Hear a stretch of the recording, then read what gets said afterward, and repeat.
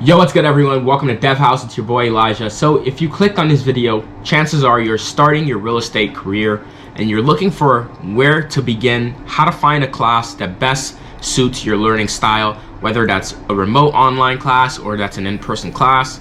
You're looking for how to set a good study plan together and learn this entire content of materials that's gonna be 75 hours long, and you're trying to figure out how to best spread it apart. And you're looking for maybe some motivation of someone else that's done it in the past and some tips and tricks along the way that you can pick up.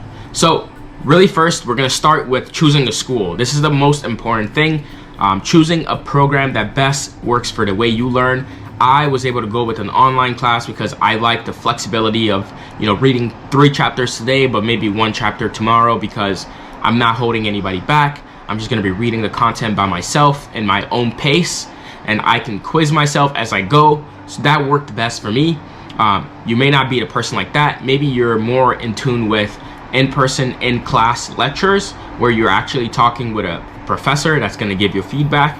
If that's what you are most comfortable with, look into options that look like that, because this is very important. This is gonna be the foundation of what you know in real estate. And when it comes to real estate, there's a lot of laws and legal things that you should know, not just for the sake of knowing the law, but for the sake of actually creating a marketplace that's just fair and makes sense and very logical. This is very important. Make sure you knock this off the list. Choose a school that works well for you, because they're the ones that are going to be signing your real estate checkbox for learning the course material. The second piece on this step is set a study plan together. So you need a goal that you're going to set. It could be, I will read 1 chapter every single day. It can be, I will read 2 chapters every single day. Whatever that goal is, make sure you set it, in your head before you go into this. So you having a step, having a goal in mind gives you something to hold yourself accountable to every single day as you work towards this, because this is a long-term type of goal. So you can't accomplish this in 1 or 2 days. So in order to actually, see it come to life, you need to break it down into a set of steps along the way. And very easy thing to do is just set a goal. Say, I'm gonna read 1 chapter every single day and stick to that. Try to beat it if you can. That's the best thing I would recommend. Try not to fall behind it. It's a meter stick that just helps you move forward as quickly as you can.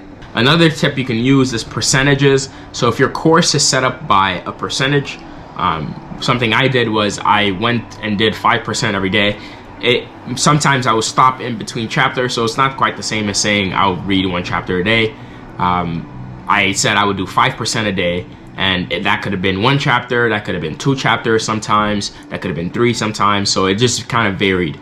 But I used the percentage as I will stick by 5% every day. The next thing I want to say is make sure you're taking breaks and find a way to reward yourself daily for these accomplishments. I'm not telling you to go buy yourself an ice cream every single day, or just do something wild. I mostly mean taking time to reward yourself for going through with the goal that you've set that day, right?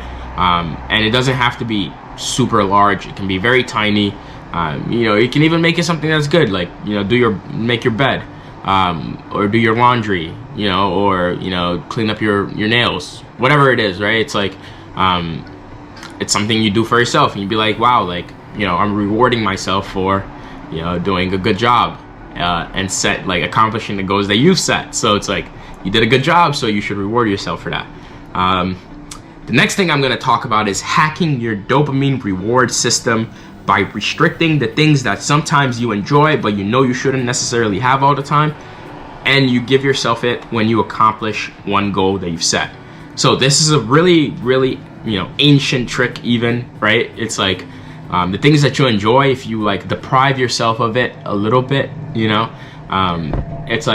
it's worth having even later. So it's it makes it worth having later, right? So it's when you say you do this dopamine hack, you take away something that you enjoy, not you take it away forever, but you just have some discipline and you restricted for a certain period of time until you accomplish this goal.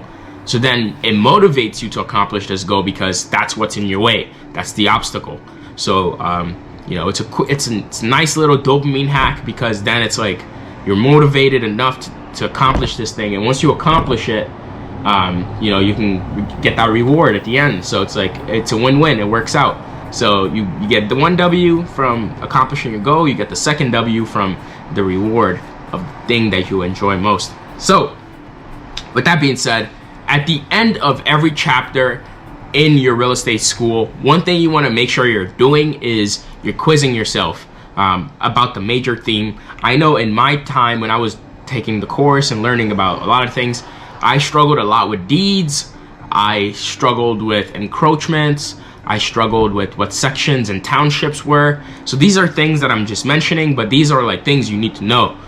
So it's like, so when you go through these different themes of topics of like mortgages, what are the different types of mortgages, when you're going through these different themes, you want to make sure that you're keeping one thing in mind is like, what is this theme about? Like, what is the general theme about? Sometimes it's about, a relationship between a buyer and a buying agent, right? Or a listing agent and a seller.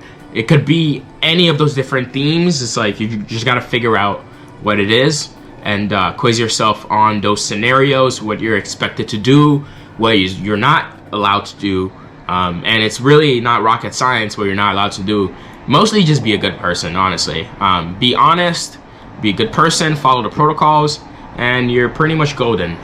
But there are a lot of legal terms that you should know. So when you're going through these chapters, make sure you quiz yourself. Anyways, I just wanted to quickly break down like, what does that first initial step look like for someone that's starting their career in real estate as a broker or an agent?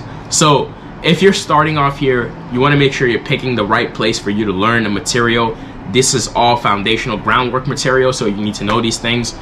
So when you're talking about it, or you're representing somebody, or you're even representing yourself in a deal, right? You need to know what these different things mean, so you can have conversations with people about these things and know even what you want to do, know what's available in opportunities, and know what problems you should avoid are. Once you've finished your school and learning process, how do you take that exam that is going to determine whether or not you can get your license? So we're going to talk about that next. Stay tuned on this channel. If you enjoyed DevHouse, make sure you smash the like button. It helps us to continue to make content like this. Anyways, your boy Elijah, thank you for watching. I hope you enjoyed, and I'll see you on the next one. Stay tuned and peace.